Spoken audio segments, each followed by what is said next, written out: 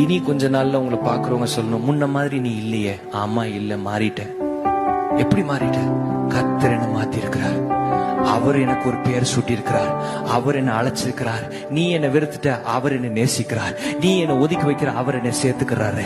நீ என்ன உருப்படாதவன் சொல்ற, கர்த்தர் நீ ஆசீர்வதிக்கப்பட்டவன் கர்த்தர் என்ன சொல்லுகிறார். நீ என்ன அழகு இல்லைன்றாரு, கர்த்தர் உள்ளங்கையில வரைந்து வச்சிருக்கிறான். அவ்வளவு அழகா இருக்கிறனால தான் கர்த்தர் என்ன உள்ளங்கையில வரைந்து வைத்திருக்கிறார்.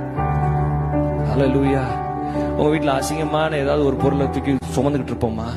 நல்லா இருக்கிற ட்ரெஸ் தானே போட்டுக்கிறோம், அப்படிதானே? நம்மளுக்கு பிடிச்சதெல்லாம் வாங்கிக்கிறோம். அப்போ கர்த்தர் அவருக்கு எவ்வளவு உங்களையும் என்ன பிடிச்சிச்சுன்னா உள்ளங்கையில வரைஞ்சு வச்சிருக்கிறார்.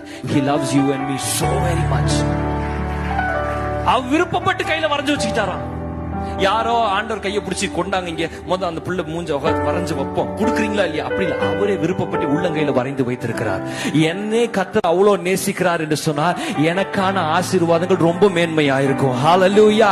எனக்கான வாழ்க்கை ரொம்ப பெரிதா இருக்கும். நான் கிதியோனை போல நான் ஒரு தீர்மானம் எடுக்கிறேன். இனி நான் பராக்கிரமசாலி தான். இனி தேவனால் ஆசீர்வதிக்கப்பட்டவன் தான். இனி கர்த்தர் எனக்கு ஒரு பெரிய நன்மையை வச்சிருக்கார். நான் ஆசீர்வாதமா தான் இருப்பேன். என் வாழ்க்கை மாறிதான் இருக்கும். நான் இனி சோர்ந்து போவதில்லை. நான் இனிமேல் I'm going to say no to depression. எத்தனை பேர் சொல்லுகிறோம்? No more depression. சோர்ந்து போய் உட்கார மாட்டேன். கர்த்தர் எனக்கான ஒரு புதிய துவக்கத்தை வைத்திருக்கிறார்.